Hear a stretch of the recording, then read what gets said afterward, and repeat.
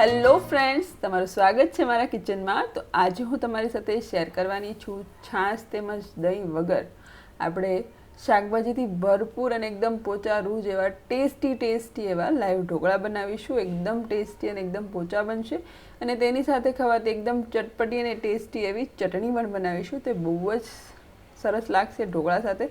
તો એકવાર આ રેસીપી પૂરેપૂરી જોજો અને જો રેસીપી પસંદ આવે તો વિડીયોને લાઇક કરજો, શેર કરજો અને આવી જ નવી રેસિપીઝ જોવા માટે અને મને સપોર્ટ કરવા માટે મારી ચેનલને સબસ્ક્રાઈબ જરૂરથી કરજો।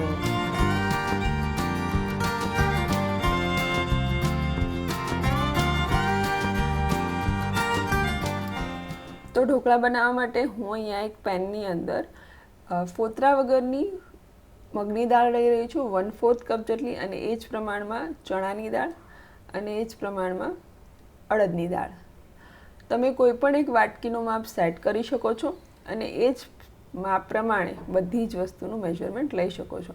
તો અહીંયા આપણે એ જ પ્રમાણમાં ખીચડિયા ચોખા લીધા છે, 1/4 કપ જેટલા। હવે આ બધી જ વસ્તુને મિક્સ કરતા રહી અને આને મીડિયમ ટુ લો ફ્લેમ પર સરસ એવું શેકી લેવાનું છે।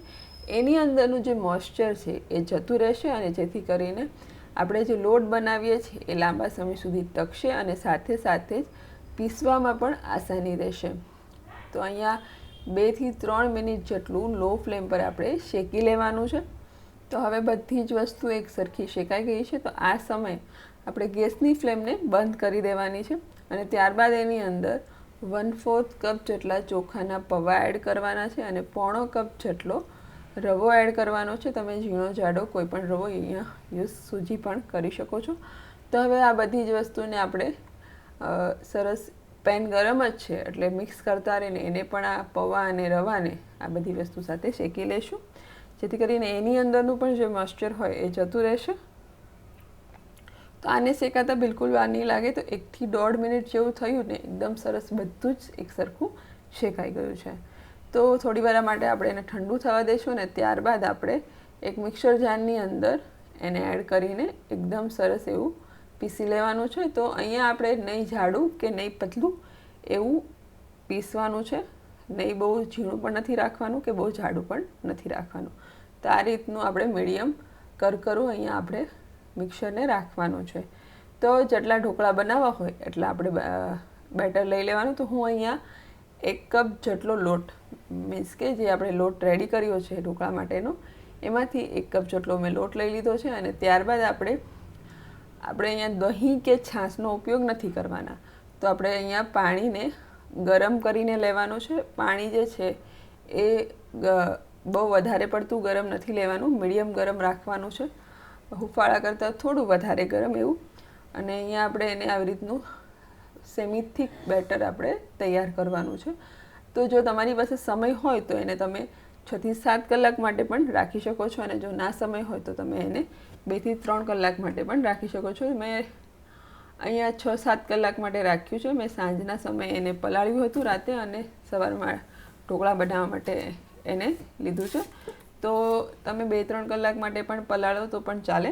તો હવે અહીંયા એની અંદર આપણે શાકભાજી એડ કરીશું। તો બાફેલી મકાઈ લીધી છે, કાચી મકાઈને આવી રીતે પીસીને લઈ લીધી છે, દૂધીને ખમણીને લીધી છે, ગાજર ખમણેલું લીધું છે અને ધાણા લીધા છે। આ બધું જ 1/4 કપ જેટલું અંદાજે છે। તમે તમારા સ્વાદ પ્રમાણે શાકભાજીનું પ્રમાણ રાખી શકો છો અને સાથે જ તમે આમાંથી કોઈ પણ શાકભાજી ઓછા વધુ પણ કરી શકો છો। તો હવે આ બધી જ વસ્તુ આપણે અહીંયા એડ કરી દેવાની છે। તો આ વસ્તુ જે છે એ શાકભાજીથી ભરપૂર છે અને સવારના નાસ્તા માટે તો બેસ્ટ છે અને સાથે સાથે જો આ ઢોકળા તમે બાળકોના લંચ બોક્સમાં પણ આપી શકો છો। તો બધી જ વસ્તુ આપણે મિક્સ કરીશું। એ પહેલાં આપણે અહીંયા ઢોકળામાં તીખાશ માટે એક નાની ચમચી જેટલું અહીંયા આદુ મરચાંની પેસ્ટ એડ કરીશું। મેં અહીંયા તીખી મરચી લીધી છે એટલે મેં થોડી ઓછી એડ કર્યું છે। જો મોળું મરચું હોય તો તમારા સ્વાદ પ્રમાણે તમે વધુ કે ઓછું એડ કરી શકો છો। હવે આ બધી જ વસ્તુ આપણે એક સરખી મિક્સ કરી લીધી છે। તો અહીંયા સ્વાદ પ્રમાણે આપણે મીઠું એડ કરી દઈશું। ત્યારબાદ એક નાની ચમચી જેટલી હળદર એડ કરીશું અને 2 ચપટી જેટલી આપણે અહીંયા હિંગ એડ કરવાની છે।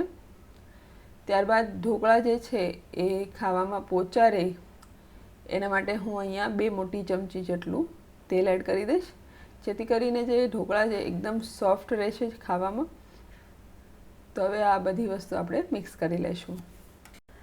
તો અહીંયા આપણે બેટર બનાવતી વખતે છાશ કે દહીંનો ઉપયોગ નથી કર્યો, એટલે ઢોકળામાં ખટાશ બિલકુલ જ નહીં હોય.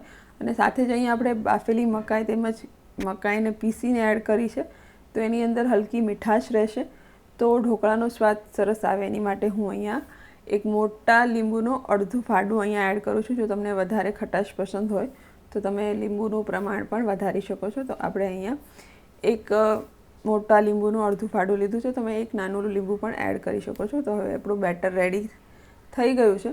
તો આપણે જે ઢોકળિયાની ડીશ છે એની અંદર આપણે આવી રીતે ગ્રીસ કરી લઈશું તેલને. તેલ એકદમ સરસ ગ્રીસ કરી લેવાનું. પછી જ આની અંદર ઈનો એડ કરવાનું. પણ અહીંયા મેં મીઠું એડ કર્યું છે કારણ કે મને બેટર થોડુંક મોડું લાગ્યું, તો મીઠું એડ કરી દીધું. હવે ત્યારબાદ આપણે અહીંયા પોણું પેકેટ જે છે એ મેં અહીંયા ઈનોનું એડ કર્યું છે. 1 થી પોણું પેકેટ તમે એડ કરો અને એકદમ સરસ એને મિક્સ કરી લેશો, જેથી કરીને ઢોકળા જે છે એકદમ સરસ સોફ્ટ બનશે અને ખાવામાં હળવા પણ રહેશે. તો આ બધી જ વસ્તુ એક સરખી મિક્સ થઈ જાય ત્યારે આપણે એની પહેલાં આપણે પાણી ગરમ થવા પણ મૂકી દેવાનું, ત્યારબાદ ઈનો એડ કરવાનું. તો હવે જે આપણે ડીશ રેડી કરી છે ઢોકળિયાની, એની અંદર અડધું બેટર એવી રીતે 2 ડીશની અંદર આપણે બેટર એડ કરી દેવાનું છે. આવી રીતે સરસ પાથરી લેવાનું છે. હું અહીંયા મીડિયમથી ઢોકળા બનાવી રહી છું, બહુ જાડા નથી બનાવી રહી, એટલે મેં અહીંયા બહુ વધારે પડતું બેટર એડ નથી કર્યું. અને ઉપરથી થોડું લાલ મરચું પાવડર એડ કરી દીધું છે. તો હવે બાકીનું બીજું બેટર આપણે બીજી ડીશની અંદર આવી રીતે એડ કરી દઈશું. એને પણ સરસ રીતે આપણે પાથરી દઈશું અને ઉપરથી લાલ મરચું પાવડર એડ કરી દેવાનું છે. તો ઢોકળિયાની અંદર પાણી સરસ આપણું ઉકળી ગયું છે અને પાણીની અંદર મેં લીંબુ આવી રીતે એડ કરી દીધું છે, જેથી કરીને વાસણની અંદર ખાર ના જામે. તો હવે આપણે જે ઢોકળિયાની ડીશ રેડી કરી છે એ પણ આપણે આવી રીતે મૂકી દઈશું અને એને હાઈ ફ્લેમ પર જ 12 થી 15 મિનિટ માટે સ્ટીમ થવા દઈશું. તો ત્યાં હવે આપણા ઢોકળા રેડી થાય ત્યાં સુધીમાં આપણે એકદમ ટેસ્ટી અને ચટપટી એવી ચટણી રેડી કરીશું. આની વગર ઢોકળા તમને એટલા નહીં મજા આવે. ચટણી સાથે તમે ડબલ ઢોકળા ખાઈ જશો. જો તમે એક થાળી ખાતા હોય તો તમે 2 ડીશ ખાઈ જશો. જો ચટણી હશે તો એટલી ટેસ્ટી આ ચટણી બને છે. તો એકવાર આ રેસીપી ચટણીની જરૂરથી ટ્રાય કરવા જેવી છે. તો હવે અહીંયા મેં 2 મોળા મરચાં, 1 તીખું મરચું લીધું છે. એની સામે મેં 3 ટેબલ સ્પૂન જેટલા સિંગદાણા લીધા છે. લીંબુ, મીઠું અને હળદર એડ કરી છે. તો હલકી ખટાશ રહેશે ચટણીની અંદર, બહુ જ ટેસ્ટી એવી બનશે. અને જરૂરિયાત પ્રમાણે પાણી એડ કરીને એને એકદમ સરસ પીસી લેવાની છે. તો તમે જોઈ શકો છો અહીંયા આપણી ચટણી એકદમ સરસ પીસાઈ ગઈ છે. તો ચટણી થોડીક થીક લાગી એટલે મેં થોડું પાણી એડ કરીને ફરી એને ચલાવી લીધું હતું. આ રીતની સેમી થીક ચટણી બની છે, બહુ જ ટેસ્ટી એવી લાગે છે. તો એકવાર જરૂરથી ટ્રાય કરજો. તો બીજી બાજુ જે આપણા ઢોકળા છે એકદમ સરસ તૈયાર થઈ ગયા છે. તમે જોઈ શકો છો ચાકુ એકદમ ક્લિયર નીકળ્યું છે ઢોકળાની અંદરથી. તો આ સમયે ગરમા ગરમ ઢોકળાની ઉપર જ આપણે સિંગ તેલ આવી રીતે લગાવી દેવાનું. અને આ ઢોકળાનો વઘાર તમે કરવા ઈચ્છતા હોય તો કરી શકો, પણ આમાં વઘારની કોઈ જરૂર રહેતી નથી. તો તેલ લગાવી દેવાનું અને એકદમ હલકા ઠંડા થઈ જાય ત્યારબાદ આપણે એને આવી રીતે કાપા લગાવી દેવાના. અને હલકા ગરમ હોય ત્યારે જ ખાવાની બહુ મજા આવે છે. ઠંડા પણ એટલા ટેસ્ટી લાગે છે, પણ ગરમા ગરમ તો બહુ જ મજા આવે. તો એકવાર આવી રીતે આ છાશ અને દહીં વગરના ટેસ્ટી એવા ઢોકળા જરૂરથી ટ્રાય કરજો. તો હું તમને કાઢીને બતાવું કેટલા સોફ્ટ બન્યા છે. એકદમ પોચા રૂ જેવા અને શાકભાજીથી ભરપૂર છે, એટલે હેલ્ધી એવો નાસ્તો આપણો તૈયાર થઈ જશે. અને આને આપણે આથો પણ નથી આવવા દીધો બહુ. તો તમે 2-3 કલાક માટે પણ પલાળીને આ બનાવી શકો છો અને તો પણ બહુ જ ટેસ્ટી અને પોચા બને છે. તો તમને આ રેસીપી કેવી લાગી કમેન્ટ સેક્શનમાં જરૂરથી જણાવજો. અને જો રેસીપી પસંદ આવી હોય તો વિડીયોને લાઇક કરજો, શેર કરજો. અને આવી જ અવનવી રેસિપીઝ જોવા માટે અને મને સપોર્ટ કરવા માટે મારી ચેનલને સબસ્ક્રાઈબ જરૂરથી કરજો. તો ત્યાં સુધી આવજો and thank you so much for watching.